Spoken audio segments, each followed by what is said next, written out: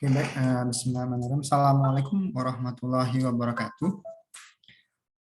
Oke, baik. Alhamdulillah, pada hari ini kita masih diberikan kesehatan dan juga dimudahkan untuk tetap kuliah. Jadi semoga rekan-rekan semua tetap sehat walafiat dan kita tetap semangat untuk kuliah mata kuliah PIPAL. Oke, untuk pertemuan hari ini kita akan membahas mengenai bagaimana cara mendesain bagian dari slide treatment. Sebelumnya kita telah membahas mengenai secondary treatment, kemudian pemisahan antara sludge dengan air atau effluent yang telah bersih, dan kini kita akan masuk ke bagian sludge treatment. Nah, untuk materi ini hanyalah fokus kepada bagaimana tata cara mendesain dari sludge treatment, sedangkan untuk teorinya itu silakan untuk menyimak pada video yang telah saya siapkan sebelumnya. Oke, nah untuk hari ini kita akan membahas mengenai thickening dan stabilization and dewatering. Akan tetapi untuk stabilization nanti silakan bisa menggunakan video mengenai anaerobic treatment, contoh seperti anaerobic kontak proses ataupun anaerobic digester, itu bisa digunakan sebagai bahan untuk stabilization.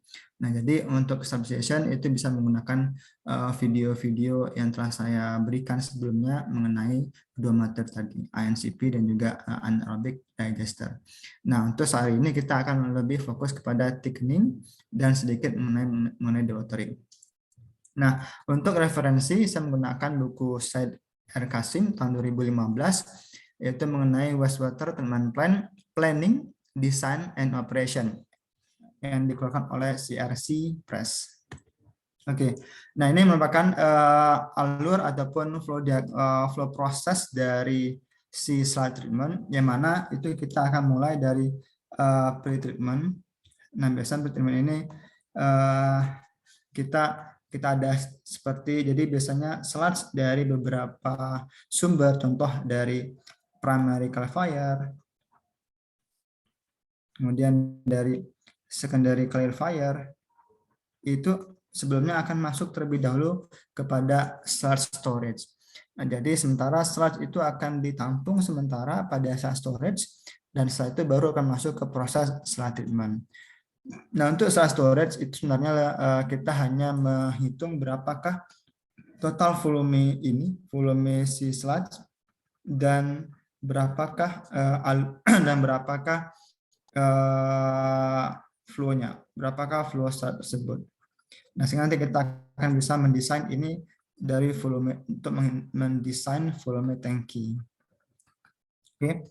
Nah, kemudian dari sludge pre-treatment tadi ataupun masuk ke sludge storage tadi, itu yang kita akan pompakan masuk ke sludge process ataupun sludge treatment, yang mana itu dimulai dari thickening, kita akan memadatkan, yang kedua ada stabilisasi, dan ada dewatering, dan mungkin tambah sampai ke drying jika dimungkinkan.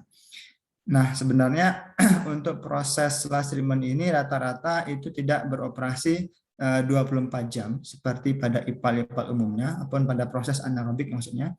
Nah, tetapi untuk sludge treatment itu biasanya akan beroperasi sekitar pada hari kerja, jam kerja. Berarti mungkin mulai dari pagi jam 7 ataupun jam 8 sampai dengan jam 5-an. Itu sekitar 8 sampai 9 jam. Dan nanti waktu operasi dari si sludge treatment sekitar 8 hingga 9 jam. Nah, jadi sehingga di sini jika untuk proses mendesain desa treatment, jika tidak ingin yakin tidak menggunakan sludge storage, itu bisa langsung masuk ke pre-treatment atau penampung sementara baru diproses. Nah, tetapi rata-rata sludge yang dihasilkan itu rata-rata itu akan dikirim ke storage baru akan diproses.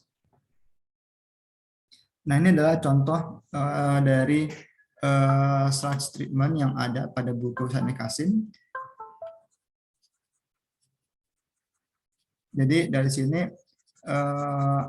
proses sludge treatment itu dimulai dari pertama adalah mengumpulkan sludge dari beberapa sumber. Oke. Jadi sludge yang berasal dari primary primary sedimentation dan juga berasal dari primary clarifier di sini.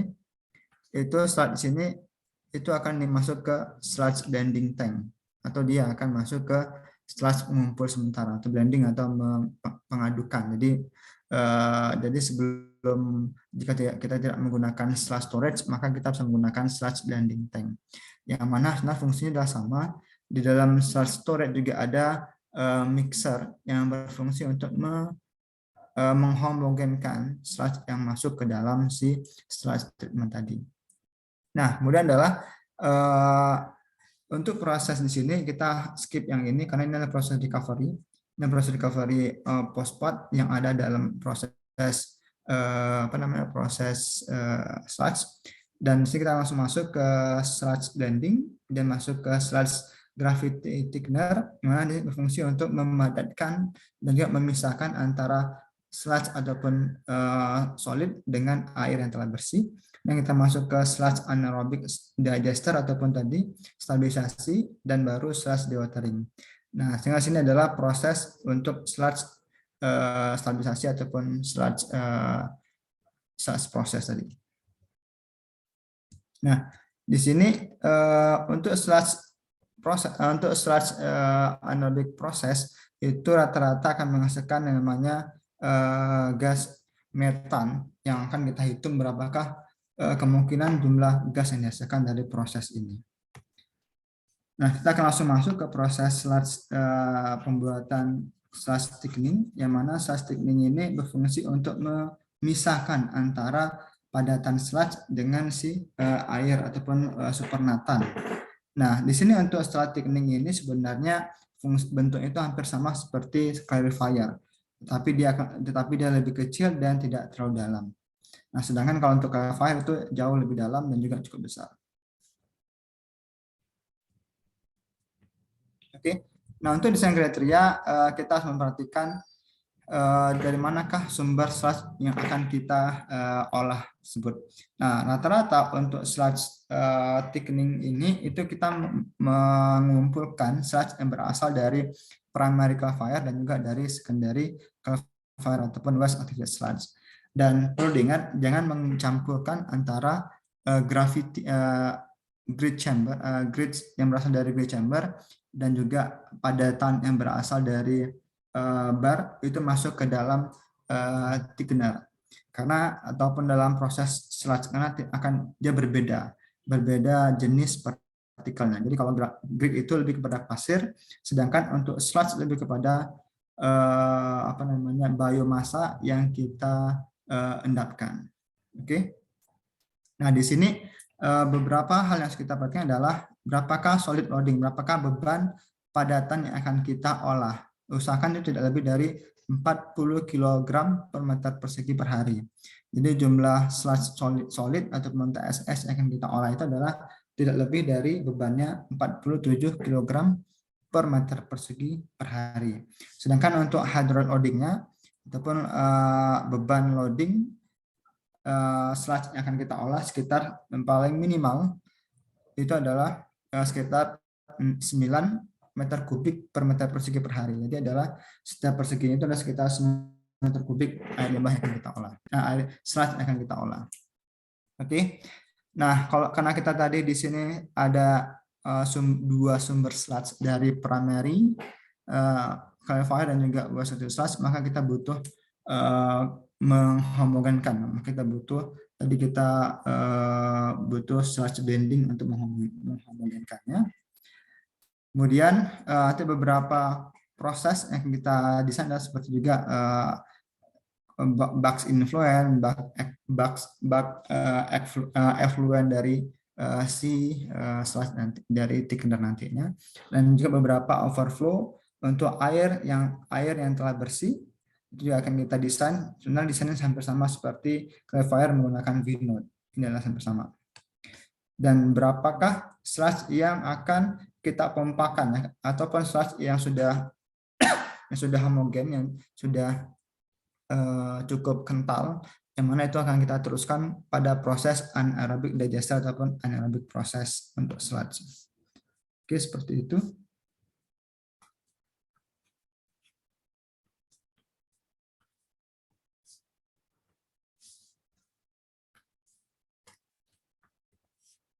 Nah, ini adalah contoh kriteria untuk gravity thickener.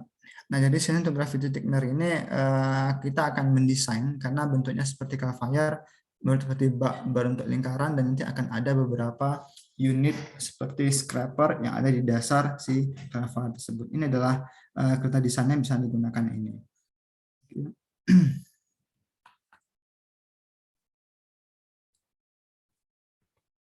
Nah, kita masuk ke proses desain. Yang pertama adalah kita akan mendesain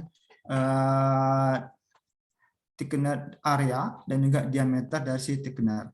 Jadi kita akan desain terlebih dahulu mengenai berapakah luas area yang kita butuhkan dan berapa diameter si thickener tersebut.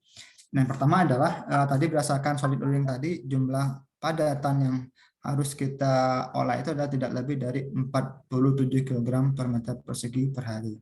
Nah, di sini adalah ketahuin flow ataupun beban solid yang akan kita olah pada saat itu sekitar 10.200 gram per hari. Ini sama kurang lebih karena rata-rata kadar MLSS untuk saat itu sekitar 10 ribuan. Jadi sekitar 10 ribuan untuk jumlah SS ya, TSS yang ada dalam si sludge. Nah, dengan kita akan hitung berapa surface areanya dan beban sludge dibagi dengan si solid loading tadi dapatkan sekitar 217 meter persegi. Ini adalah luas area yang kita butuhkan untuk mendesain si thickener tadinya.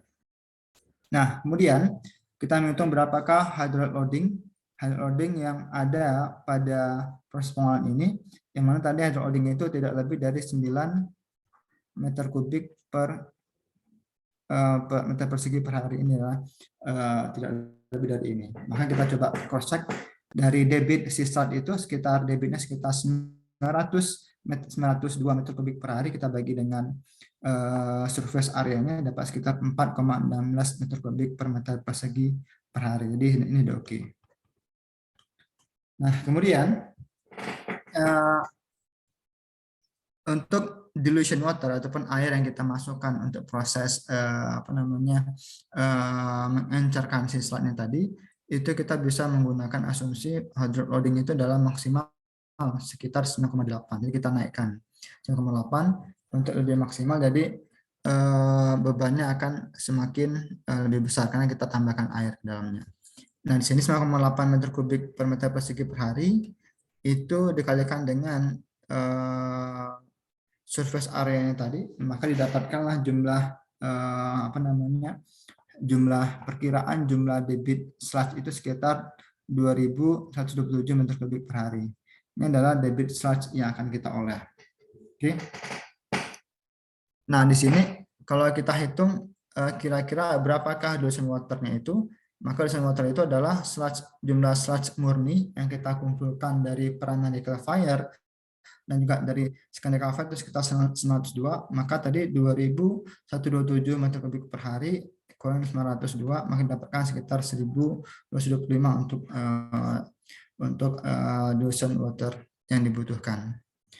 Yang kita akan hitung berapakah jumlah TSS yang ada pada blended sludge, yang mana beban tadi 10.200 gram per hari dibagi dengan, ini adalah specific gravity atau SPGR, specific gravity, dengan satuan biasanya adalah miligram per liter. Ini kita olah menjadi kilogram per meter kubik dikali 1.000. Dikali dengan si total air sludge yang akan kita olah, maka dapat sekitar 0,48%. Jadi perkiraan jumlah solid yang ada dalam blood changing sekitar 0,48%. Nah, ini adalah lebih sedikit kan tadi kita tambahkan air yang cukup banyak. Jadi dilution water sekitar 1.200-an. Jadi sekitar setengah dari sludge-nya itu adalah si dilution water. Namun kita akan hitung TSS yang ada pada dilution water.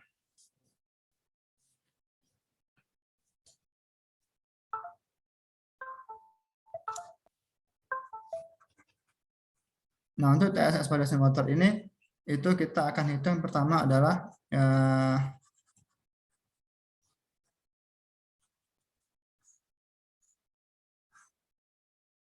perkiraan adalah karena kita menggunakan air yang baik, air yang bagus, maka jumlah TS-nya akan lebih sedikit, maka sekitar 10 gram per meter persegi terkubik dikali dengan debit si dosen waternya tadi 1025 dibagi dengan konversi si kilogram menjadi gram.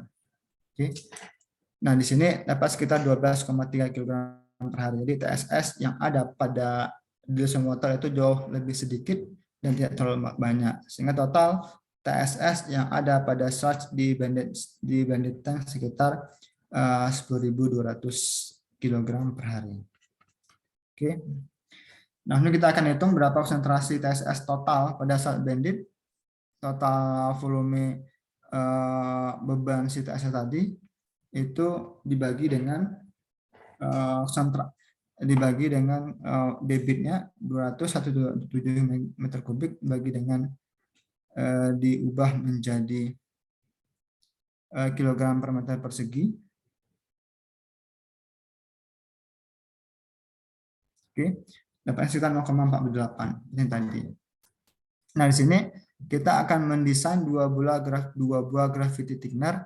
Nah, biasanya untuk proses treatment ini rata-rata kita akan membuatkan minimal 2 buah. Karena nanti untuk cadangan ataupun kita bisa mengasumsi jika ada dua line proses atau dua line proses itu adalah ada dua seperti ini. Jadi ini ada 2 line. Ini proses 1, ini proses 2, maka sebaiknya dalam masing-masing proses ada sludge treatmentnya, kecuali mungkin stack storage bisa dibagi, maka minimal untuk thickener ada 2 buah. Nah, sini adalah gravity thickener luas area 17, kita buat 2 buah maka dapat sekitar 108 meter persegi luas area gravity thickener. Dan kita hitung diameternya menggunakan rumus lingkaran 1/4 PD kuadrat. Oke.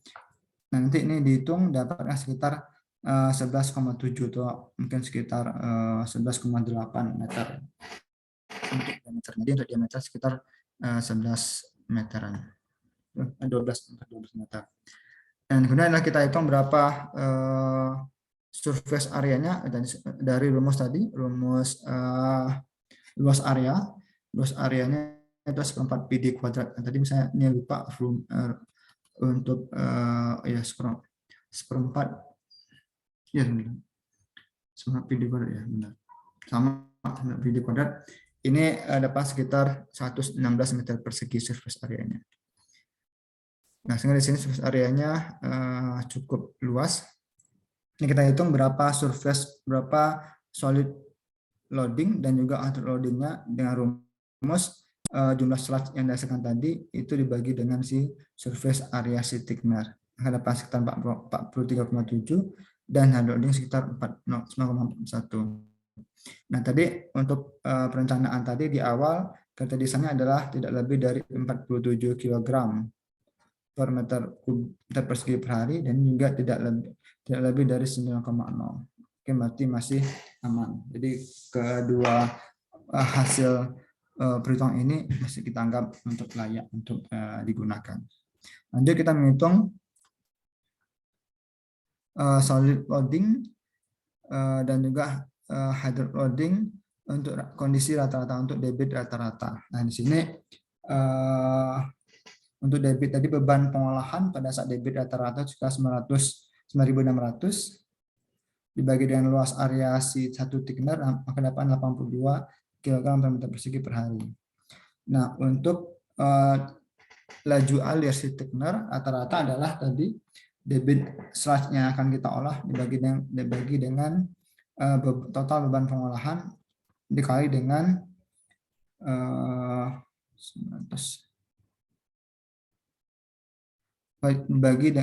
dikali dengan ini jumlah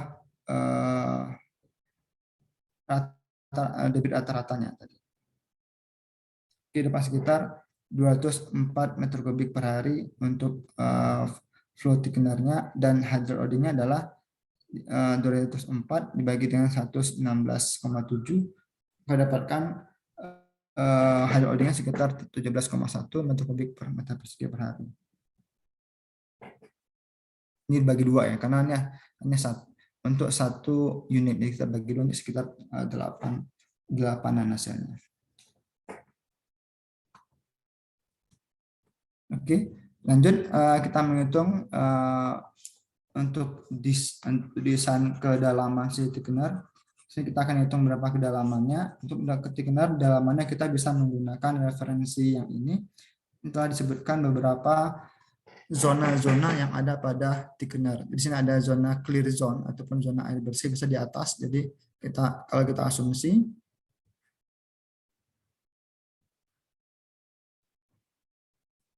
oke. Nah, untuk zona clear zone itu adalah zona paling atas, zona ini. Oke, nah zona ini biasanya zona yang sudah memiliki air yang sedikit terpisah dari sisotnya dan nanti akan melewati V-node untuk menuju ke nanti akan dikembalikan ke proses secondary treatment.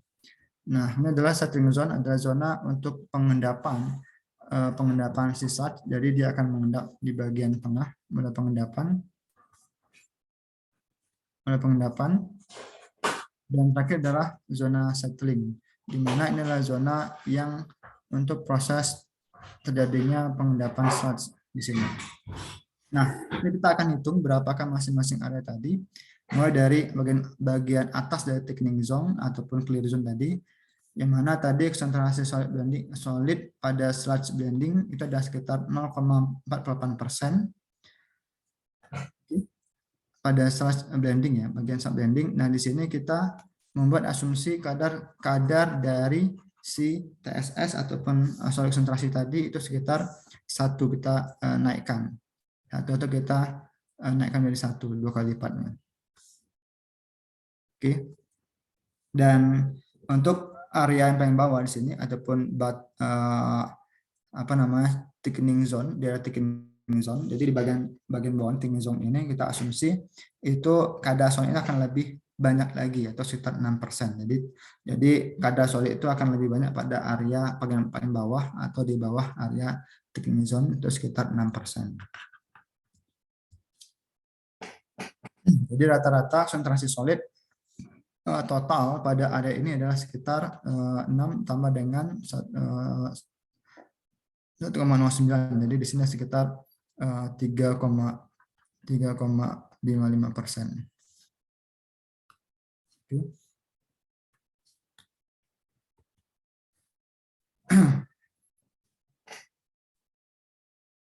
Nah, kemudian sini kita akan mulai menghitung dari daerah thickening zone. Nah, dari thickening zone ini kita akan hitung berapakah solid ya tadi ada solid sekitar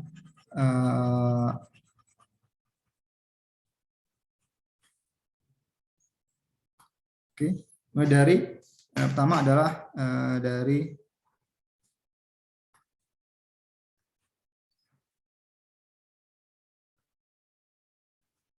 dari volume sludge, di mana adalah P dikuadrat per H seperempat P dikuadrat kali H dengan diameter tadi, diameter si thickenernya dian dikali dengan waktu tinggal.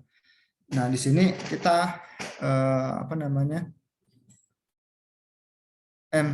kali dengan ketinggian. Jadi ketinggiannya kita asumsi sekitar 1, maka dapat sekitar 116,9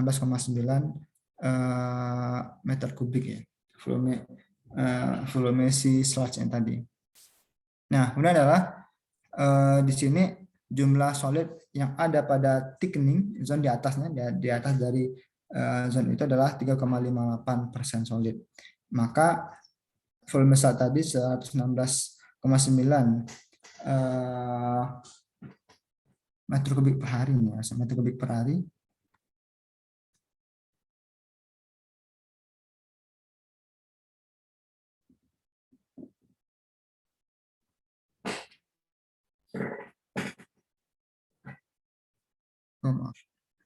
Meter kubik aja, meter kubik itu jadi sekitar 100,17 meter kubik dikali dengan persen solid tadi 3,58%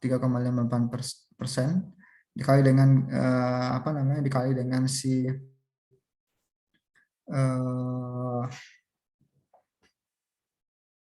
specific gravity, maka dapatkan sekitar 4.275 kilogram solid yang ada dalam si daerah thickening zone. Dan quantity solid pada area ini adalah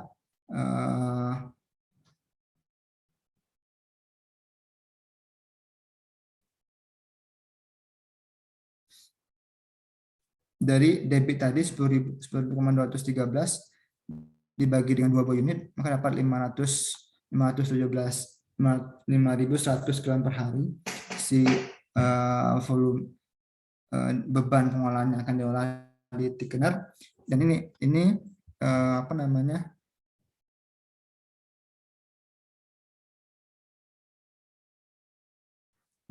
berarti maaf, di sini ternyata memang ada H ya. Sini karena hanya yang ingin kita cari. Di hanya ini kita cari di sini berapa hanya. Jadi di sini hanya itu dicari. Jadi tadi karena volume start itu adalah ini, dan ada ketinggian si thickener, maka ini masih kita gunakan di sini. Oke. Nah, di sini dapatkan 4.217 kali H, dan ini HR. Jadi kalau mau asumsi hanya itu sekitar 1 meter atau 1 sampai 2 meteran. Bisa juga langsung. Di sini untuk HRT-nya. Nah, HRT di sini itu sekitar 0,8 hari untuk HRT-nya. Maka kita hitung berapa hanya dari rumus tadi, total solid yang ada pada thickening zone dibagi dengan volume beban pengolahan yang akan kita olah. Maka hasilnya sekitar 1 meteran. Jadi untuk area total kedalaman thickening, area thickener itu adalah 1 meter untuk daerah clearnya, ditambah 1,9 tambah dengan 1, maka dapat 3,9 meter plus 0,6 freeboard, maka sekitar 4,5 meter untuk total ketinggiannya si thickener.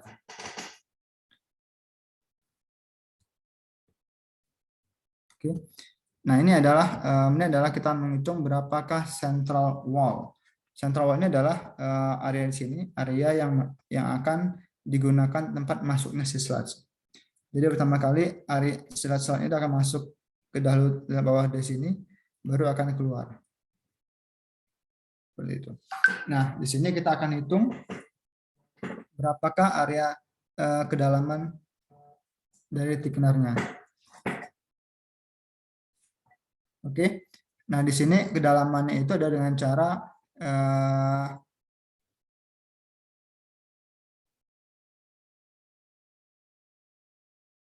untuk areanya ini di mana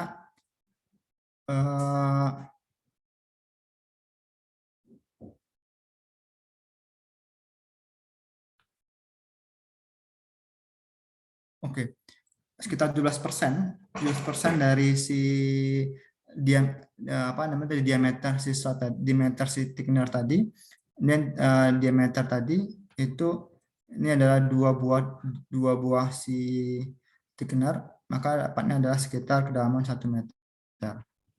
Oke. Nah, kemudian volume central wall itu adalah volumenya sekitar karena bentuk kon, dia berbentuk tabung. Nah, sini kita hitung asumsi sekitar 1/3 dari kedalaman central wall, dan dikalikan top area of cone. Nah, maka sini 1/3 kali dengan kedalaman sentralnya ini 1 meter di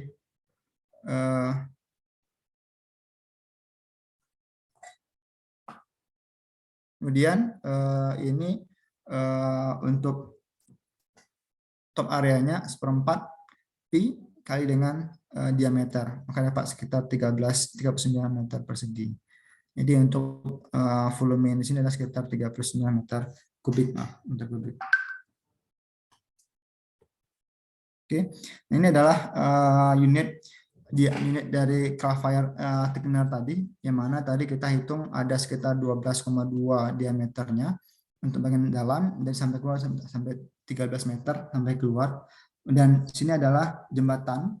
Nah, misalnya jembatannya di bawahnya ada influent pipe. Jadi jembatan untuk area pemantauan di sini, dan di bawahnya itu adalah pipa untuk influent sludge masuk ke dalam sini. Dan ini adalah hopper scraper di bawah. Jadi ada scraper di bawah untuk menguruk sludge masuk ke bagian hopper.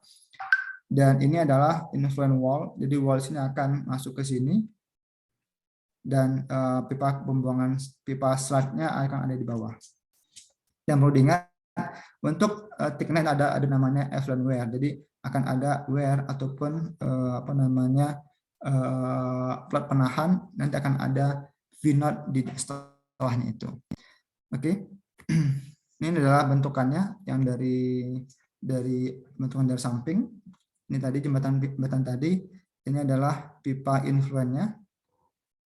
Ini tadi yang con tadi untuk central wall tadi, central wall. Oke. Kemudian sini akan ada wear, sini ada wear, ada V-knot juga, V-knot. Kemudian di sini ada nanti semangatnya keluar dari sini dan slide-nya akan keluar dari sini. Ini adalah tadi scraper akan mengeruk sludge-nya masuk ke dalam si sludge hopper, baru akan dipompakan keluar. Oke, nah kita hitung sludge bending. Nah sebenarnya tadi adalah untuk untuk menghomogenkan sludge dari beberapa sumber. Maka di sini sludge bending kita asumsi dibuat kecil dengan asumsi waktu tinggal sekitar 1,75 jam. Dan tadi debit sludge-nya adalah sekitar 127 meter kubik per hari. Dan ini kita hitung fluent bending adalah dikali antara debit sludge dengan si waktu tinggal tadi HRT. Maka dapat sekitar 155 meter kubik untuk sludge bendingnya. Dan ini kita hitung, kita buat dimensinya, kita asumsi kedalaman 3 meter, freeboard-nya adalah 0,6, berarti ketinggiannya 3,6 untuk ketinggian total, dan area bendingnya ini dan diameternya adalah 8,13, 8,1.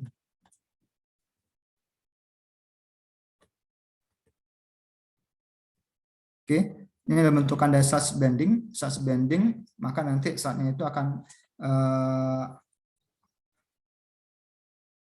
sludge-nya itu bisa masuk dari bagian bawah, nanti masuk dari sini, dan nanti kita akan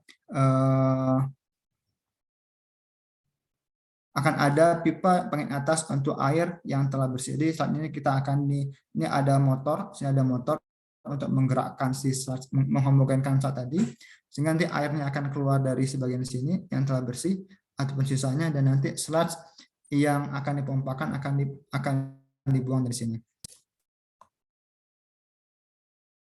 Oke. Dan buang dari sini, ini adalah sludge bendingnya akan kita pompa di sini.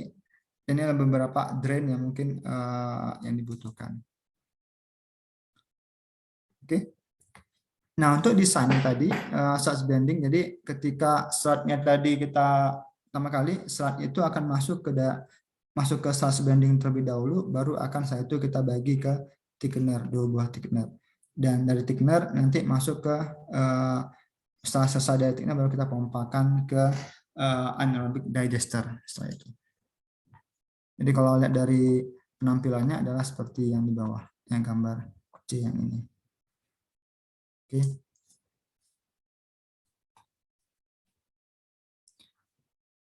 Oke, untuk selanjutnya adalah ini contoh desain tadi. Jadi bagaimanakah kita menerima beberapa sludge dari beberapa sumber, mulai dari primary sludge dari sini yang masukkan, dan juga dari secondary classifier, dan juga ada air yang akan kita untuk pengencaran masuk ke sludge bending, dan selanjutnya akan dipompakan ke thickener 1 dan 2, baru akan diproses. Oke, jadi sludge bending hanya untuk menerima sludge dan kita homogenkan, itu saja fungsinya. Lanjut untuk ini adalah untuk perhitungan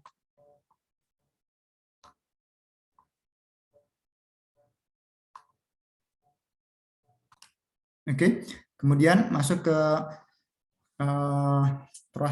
untuk beberapa perhitungan massa loading yang ada pada sludge yang akan kita telah dipisahkan nantinya. Ini ada beberapa literatur yang bisa gunakan.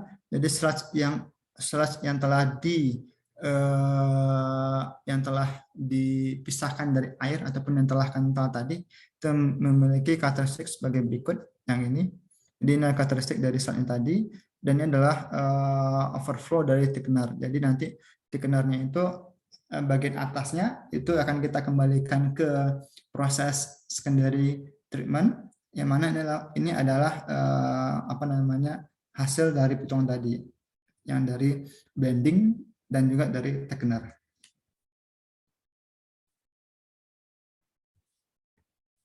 Oke, selanjutnya adalah kita menghitung berapakah volume sludge ratio. Nah, jadi berapakah volume sludge yang ada pada thickener. Jadi volume sludge ratio ini adalah volume sludge pada blanket yang ada dalam thickener dibagi dengan volume dari sludge yang akan kita buang. Nah, di sini kita hitung berapa volumenya dulu, volume sludge blanket dari thickening zone dan juga dari central zone. Jadi dihitung dari ini diameternya tadi, dan thickening zone adalah sekitar 1 meter areanya, ketinggiannya, dan juga central zone tadi itu adalah sekitar 39 meter kubik, maka dapatkan sekitar 155 atau volume sludge yang tadi di awal tadi. Dan ini kita hitung volume sludge volume rasionya 160 dibagi dengan sludge pumping rate sekitar 70 meter kubik per hari. Ini adalah dari jumlah sludge yang akan kita pompakan dari area thickener masuk ke anaerobic digester. Akan didapatkan volume sludge rasionya itu sekitar 2,2 harian. Atau kurang lebih sekitar 2,2 harian sludge-nya itu akan berada di dalam si thickener. Oke. Dan kita hitung terakhir adalah supernatan. Jadi kalau kita menghitung semua sludge yang akan kita kentalkan dan kita kirim ke anaerobic digester. Nah, kita masuk ke bagian atas, bagian sludge yang akan kita area di sini, sludge yang akan kita di sini, sludge yang akan kita sludge yang akan kita kirimkan supernatan yang akan kita kirimkan masuk ke secondary treatment. Nah, untuk supernatan ini kita akan menghitung, pertama adalah dari debit tadi, dari tadi kita dapat overflow tadi, dari debit kurangi dengan pompaan tadi 7,2 tadi, maka dapat sekitar 187 meter kubik per hari untuk airnya. Kemudian jumlah TSS yang terikut pada proses thickener itu sekitar 15%, maka jumlah beban TSS ini masuk total beban pengolahan berkali dengan persentase TSS yang terikut, kemudian 15,32 kg per hari, dan ini kita bagi dengan yang tadi overflow tadi, maka jumlah TSS ada sekitar 771 miligram per liter. Nah, kemudian massa BOD di thickener overflow, massa BOD yang ada pada overflow supernatan tadi adalah kita hitung dari beban TSS yang ada pada si overflow supernatan dikali dengan rasio jumlah biodegradable solid per TSS, itu 0,54 gram per gram TSS dikali dengan rasio antara BOD per biodegradable solid 1,42, maka didapatkan sekitar 700 atau hampir 800 799 kg per hari massa BOD-nya, dan biodegradable konsentrasi sekitar 402 mg per liter. Jadi dari hasil ini itu dari massa BOD tadi 800 tadi itu kita konversi kemudian dibagi dengan overfluency tadi, maka dapatkan sekitar 402 mg per liter. Sehingga di sini untuk kadar BOD yang masuk yang ada pada overflow ini sekitar 402 mg per liter, ini akan masuk ke dalam secondary treatment. Sekarang nanti pada secondary treatment kita harus menghitung total massa BOD yang masuk dari campuran dari influent yang mainstream ini dari supernatan thickener dan supernatan dari blended, dan nanti satu lagi adalah dari si dewatering. Oke, lanjut. Tadi ada yang terskip sedikit mengenai mengenai ini. Oke, jadi ini hanya berupa infrastruktur. Jadi kurang lebih infrastrukturnya sama seperti Calfire. Dan juga untuk Vinode juga kurang lebih perhitungan sama kayak perhitungan si Calfire. Nanti saya akan lihat untuk ke sana. Jadi pada bagian bagian ini ada, jadi bagiannya si thickener itu akan ada where dan juga ada Vinode. Nanti perhitungannya akan mengacu kepada perhitungan Calfire sebelumnya. Kemudian ini karakteristik insight seperti tadi ya.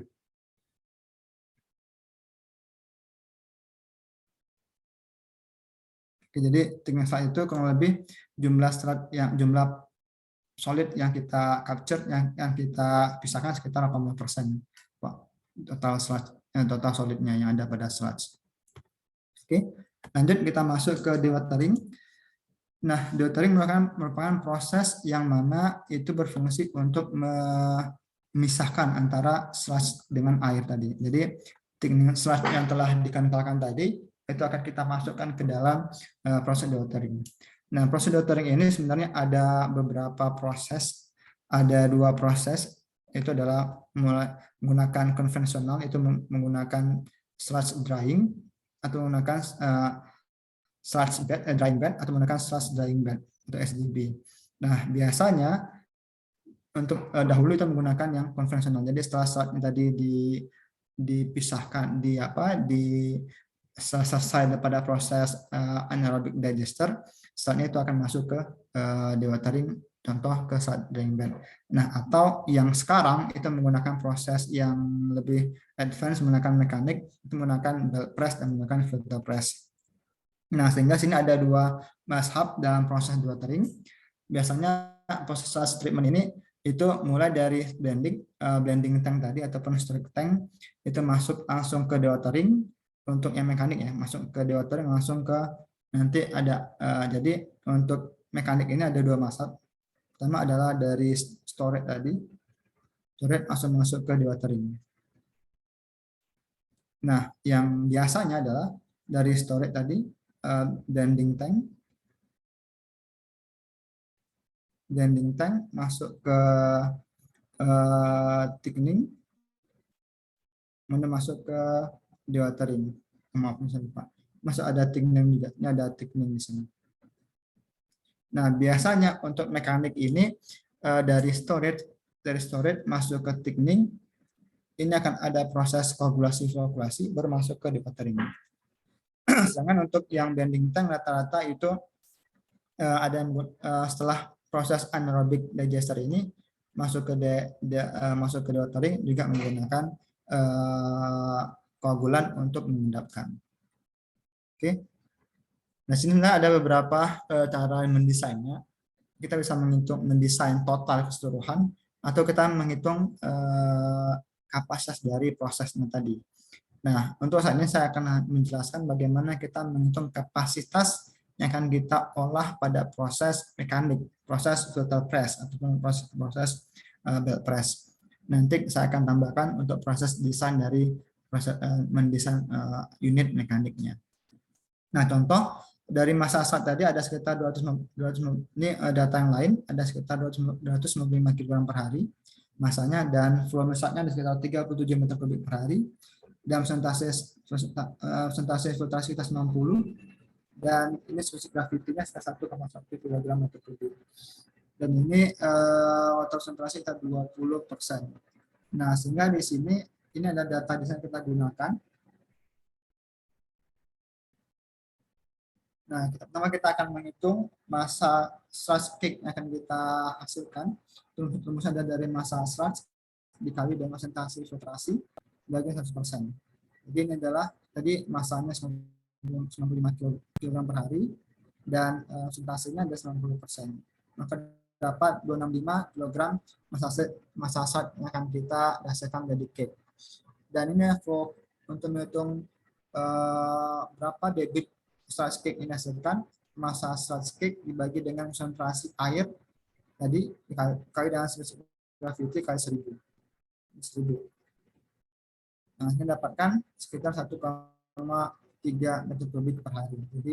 Jadi debit sludge cake yang biasanya sekitar 1,3 meter kubik per hari dengan beban masanya 265 kg per hari.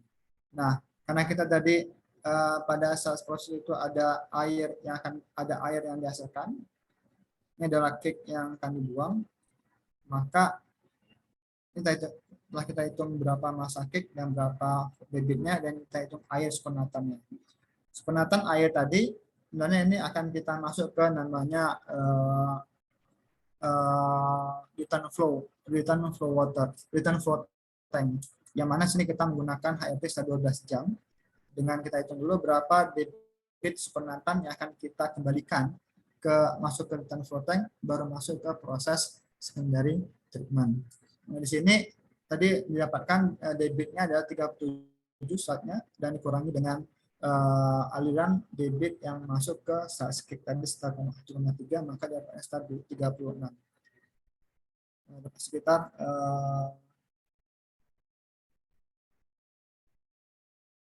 maaf ini salah, sekitar berarti 3,5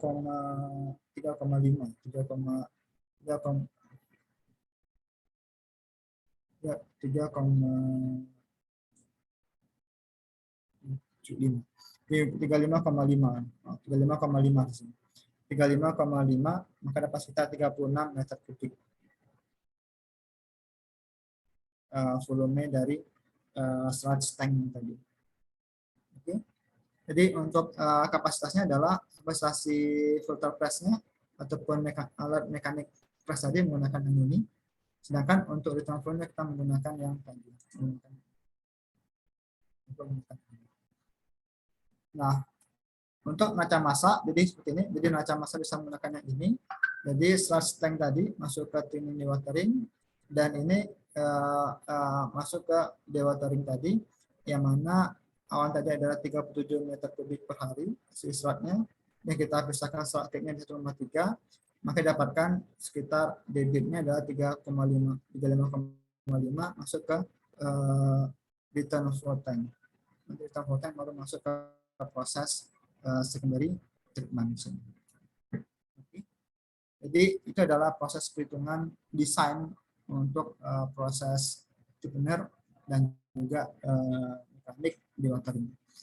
Saya rasa itu aja untuk hari ini. Terima kasih, semoga bermanfaat dan semoga tetap semangat dalam kuliah. Terima kasih dari saya. Assalamualaikum warahmatullahi wabarakatuh.